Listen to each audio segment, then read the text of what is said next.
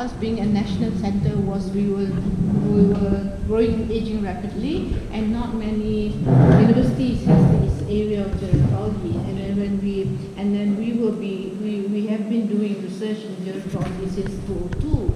So, and we have been doing a lot of national surveys for the government, and also producing graduate students in the area. So the cabinet felt that we need to establish ourselves into a national center so that we can coordinate the research and things like that for the government. So this is where we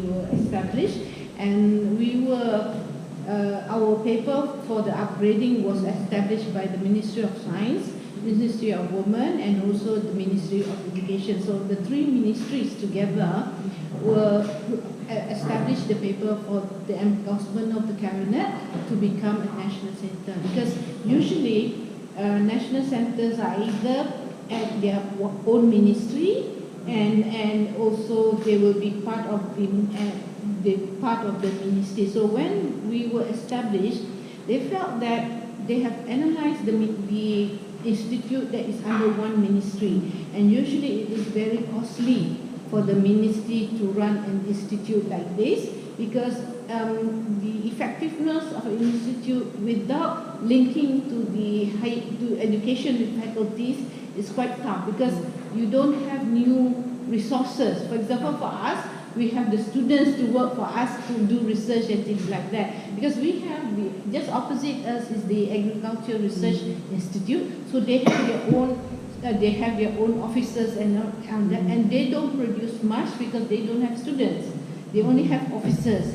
So that's the reason why that the ministry said the Ministry of Science, Ministry of Women, and the Ministry of Education said we need to do this collaboration to establish this institute. So that's what happened, and these ministries are under the subcommittees of the National Policy on Aging. So like for example, the Ministry of Science is the chair for the research R&D component of the policy, and the Ministry of Women is in charge on the service of the policy, and Ministry of Education is the human resource. So that's why they felt that logically it should be a combination from these three entities to write a paper together for cabinet to approve our institute. And we got endorsement as a national status in 2015.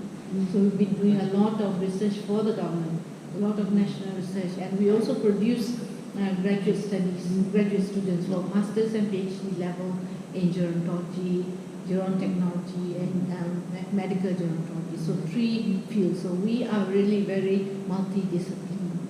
Initially, when we started, we have three labs: social gerontology lab, medical gerontology lab, and gerontechnology lab. And we silenced the gerontechnology lab because there were not many people that were able to understand the relationship within technology and aging. But now, God willing, we have a lot more people coming from the engineering faculties to join us for research to understand the technology component of aging research.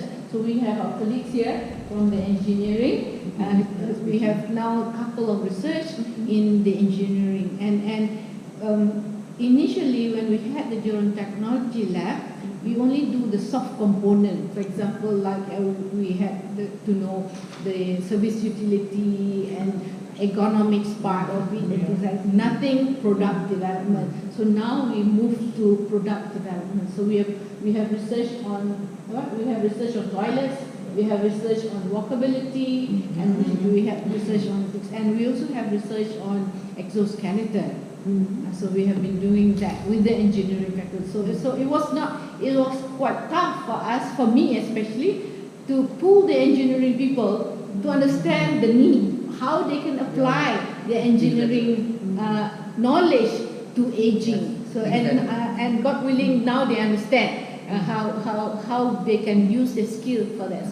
So this is our management, mostly ladies, and we have Dr. Fakro, who is the gerontology program head, and we have the medical gerontologist. She is a neuroscience.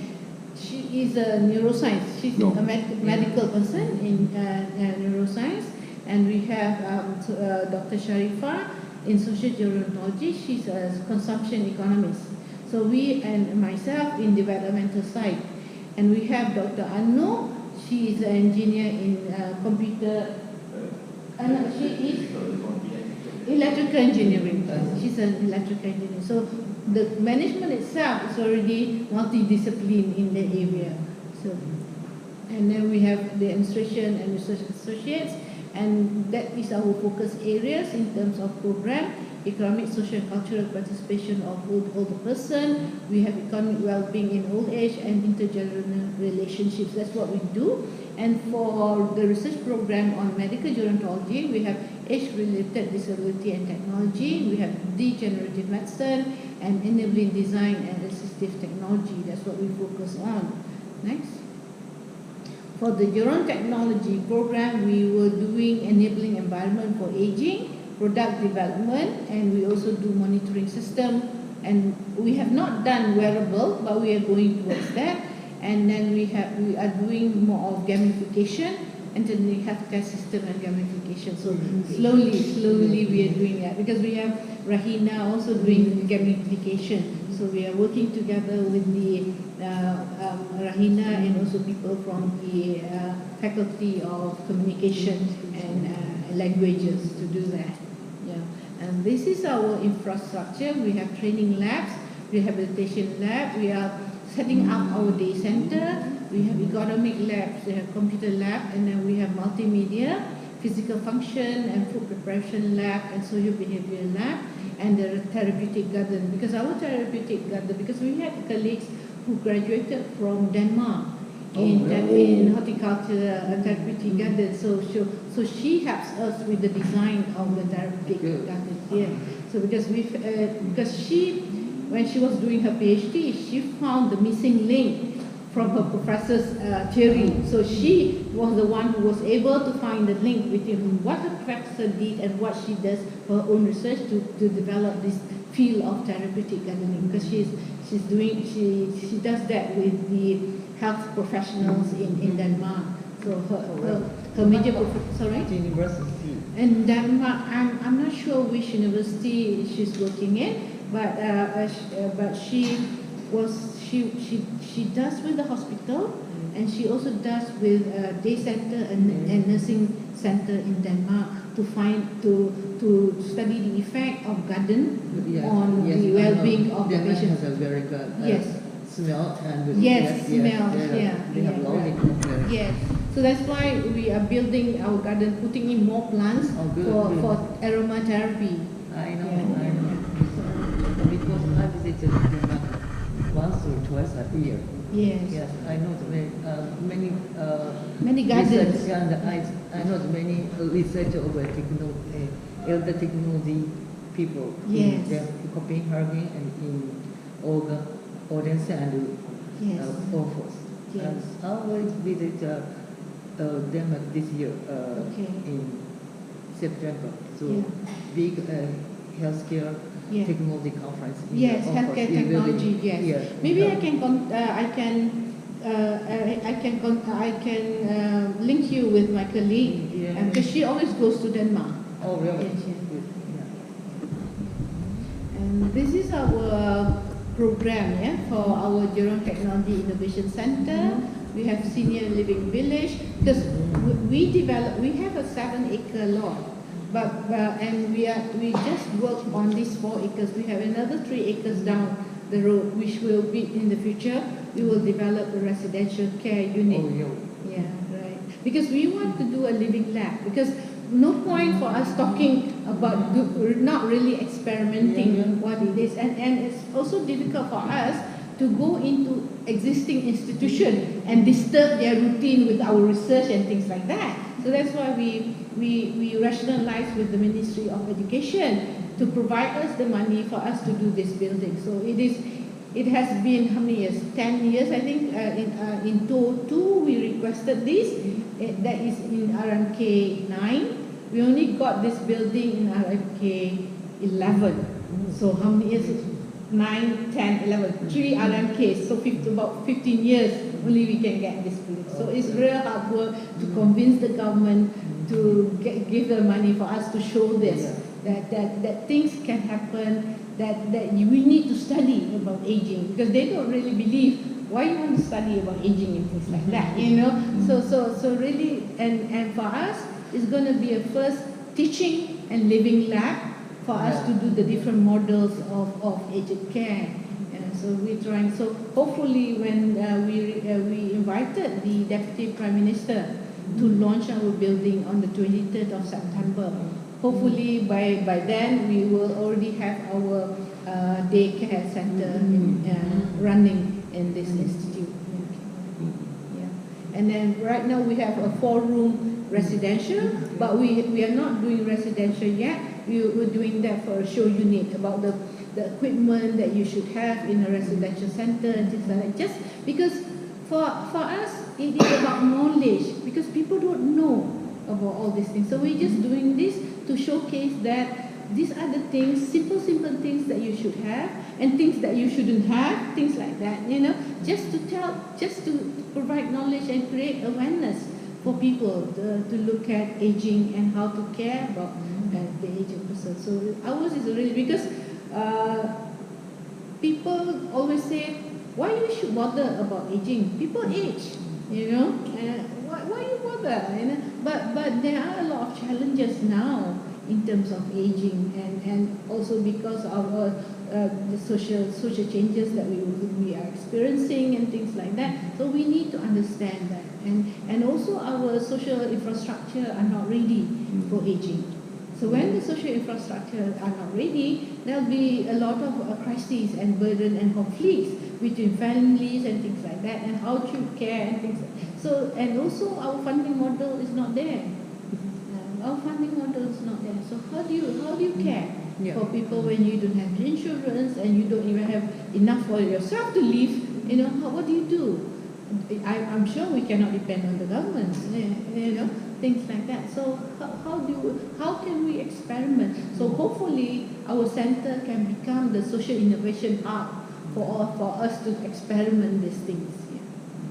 So and our approach is always being multidiscipline and interdiscipline and research incentive and multi-pronged, because we do a lot of what we call prototype and proof of concept kind of things, and then after that we would give it to people, to agencies to run it, because we cannot run, because we are a research entity, but we can do pilots and we can do all the database to do the pilot test. But once it's a proof that it can be done, then we give to people, because we cannot do, because we are a research center. You know? That's why we need to collaborate with people for us to transform what we have, what we know, into the community. And so far, God willing, we have been having a lot of collaboration with international agencies and also local agencies, and with colleagues in other universities to work on research and things like that. So we have been doing a lot of, we get World Bank and all that, and we have a lot of on national data that we are doing. I think more than this now. This is not updated, I guess. But because we are a research university, we are required to publish high impact journals and things like that. So that's part of our puzzle. That's our KPI. So when our total value of grant now is about 14 million ringgit, and then we have now 85 projects, and then 82 funded national bodies and 13 international funded research, and then we're also working with other agencies to get more money for this. So we